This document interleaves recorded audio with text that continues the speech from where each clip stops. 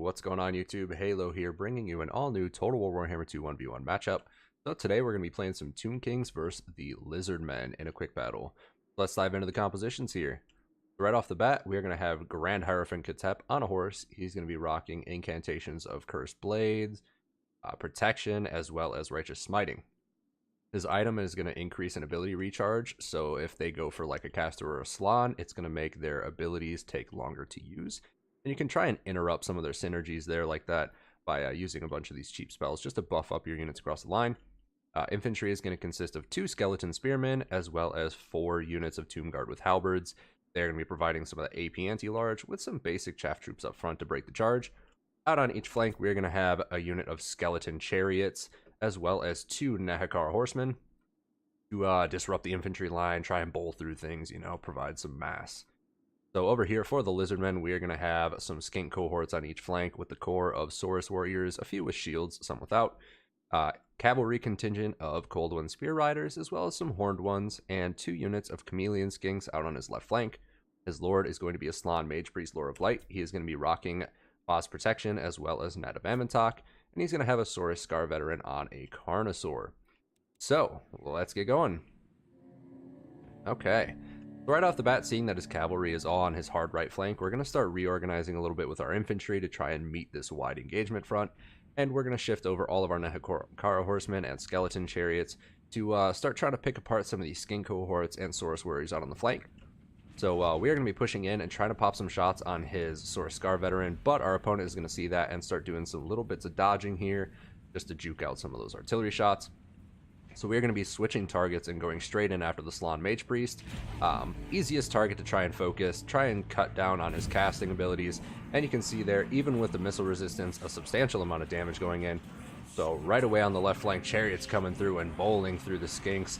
And we have some juicy charges doing a lot of damage. Already route one out and do a substantial amount of damage on the other, taking down lots and lots of unit models.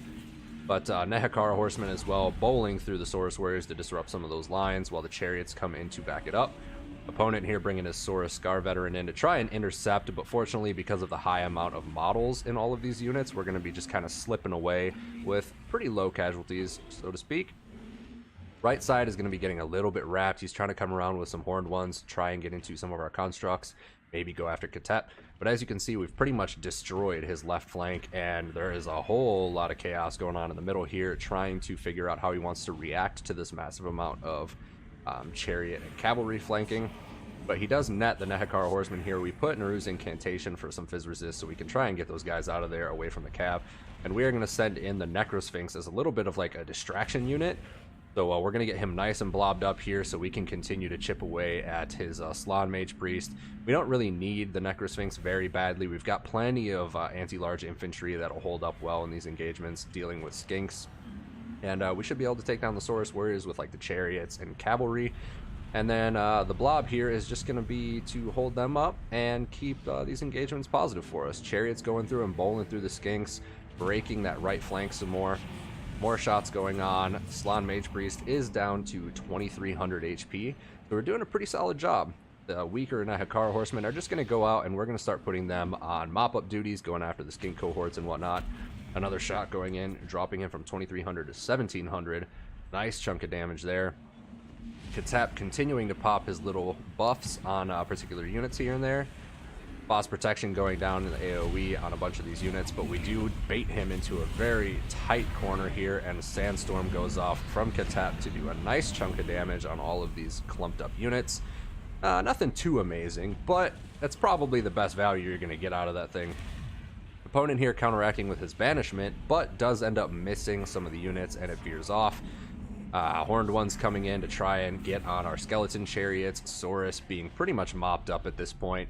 Continuing to take down the skink cohorts out there with our Nehekar horsemen, and another excellent shot on the Slann Mage, down to 402 and routing.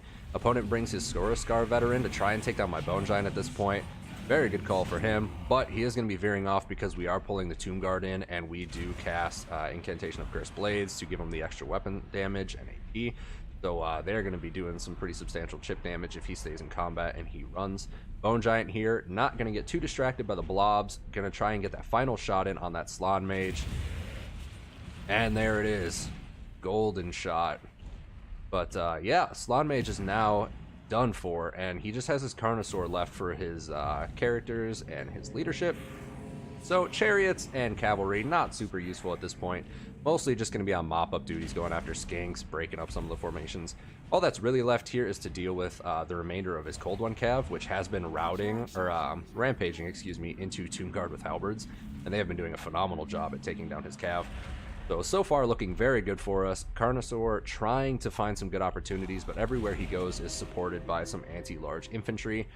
So with no healing and no spell support, he's going to have to try and cycle charge through and get good shots on particular targets. Kitap chasing off some routing units, going to be coming back in and switching out with the Nehekara Horsemen. More chariots coming through here, a little bit bogged down by the Horn ones, but we're okay with that.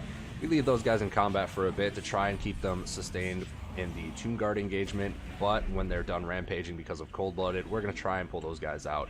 Put them to good use going after the Chameleon Skinks, since the mass isn't super useful at this point. But yeah, Bone Giant getting pretty gooned on by these Cold One Spear Riders. Going to bring the Tomb Guard in yet again to back him up, try and save him, pick at the ankles of these cavalry.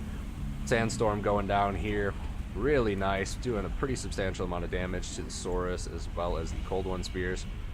Busting those guys up a bit, causing some rampaging, getting them into the Tomb Guard with halberds.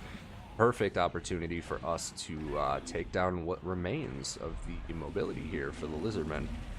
Again, Saurus Scar Veteran coming back in after the Bone Giant, doing a nice chunk of damage, but Incantation of Protection going down to give him that 44% Fizz Resist. He's just going to sit there and just kind of soak it up right now.